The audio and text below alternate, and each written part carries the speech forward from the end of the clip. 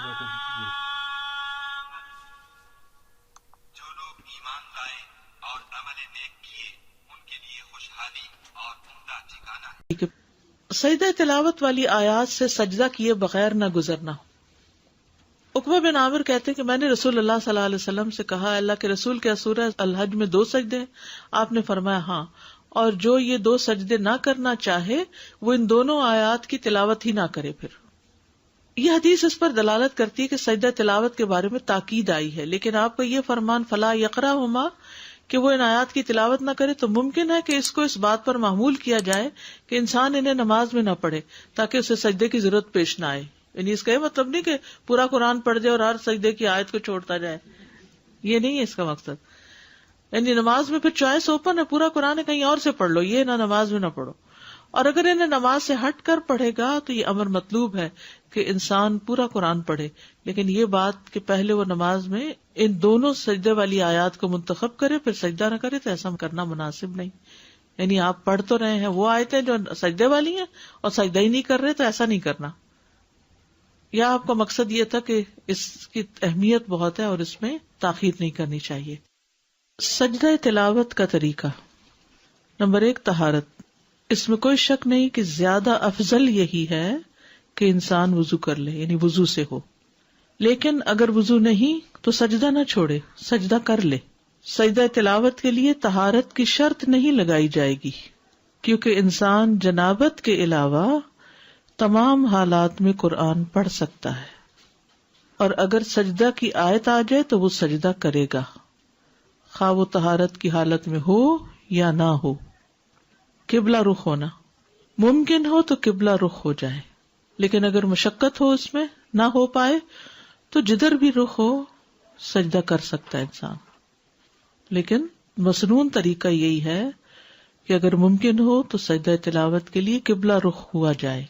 امام زہری کہتے ہیں کہ اگر تم حالت اقامت میں سجدہ کرو، یعنی گھر پہ ہو، مسجد میں ہو، تو قبلے کی طرف رخ کر کے کرو، اور اگر تم سوار ہو تو پھر جدھر تمہارا رخ ہو اس میں تم پر کوئی مواخذہ نہیں۔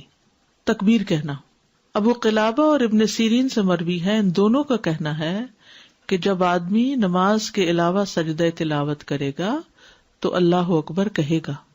ٹھیک ہے، آپ قرآن پڑھ رہے ہیں، پڑھتے پڑھتے آیت سجدہ آ گئی تو آپ کیا کریں گے؟ اللہ اکبر کہہ کے سجدے میں جائیں گے، لیکن بعد میں سلام کی ضرورت نہیں۔ جب سجدے سے سر اٹھائیں گے تو سلام نہیں کریں گے، اور یہ ایک ہی سجدہ ہے، 2 نہیں ہے۔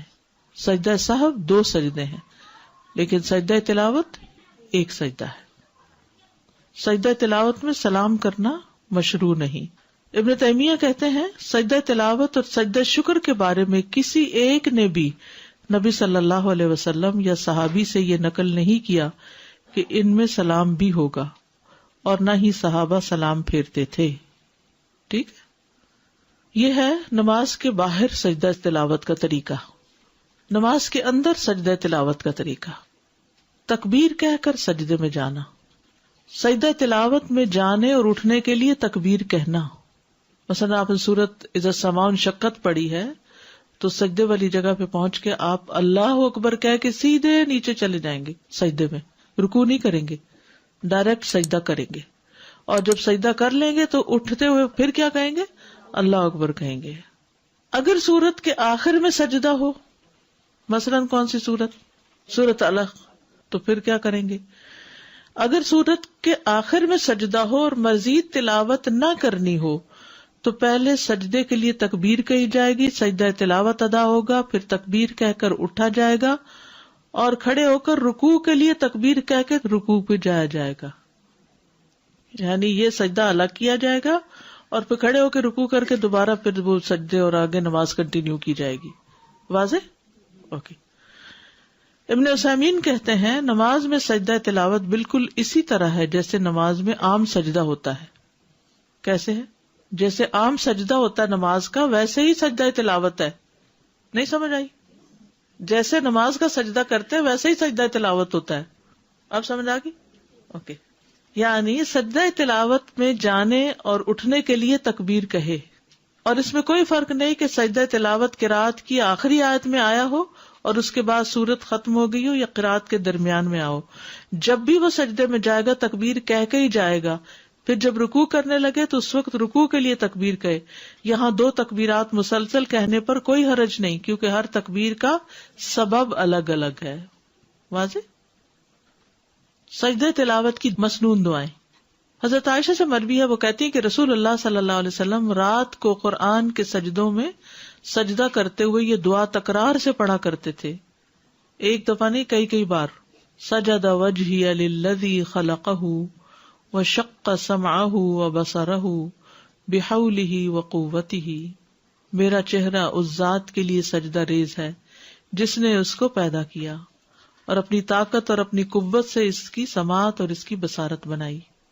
یعنی کان آنکھ اللہ نے اپنی قوت سے بنائے.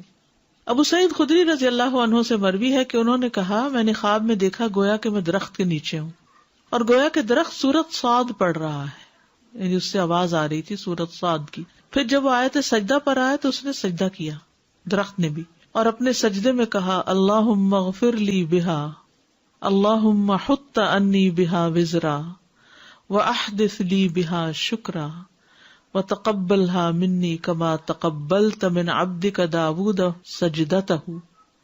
ٹھیک ہے، یہ تقبلتا ہے، اے اللہ اس سجدے کی وجہ سے مجھے بخش دے، اے اللہ اس کے ذریعے میرے بوجھ دور کر دے.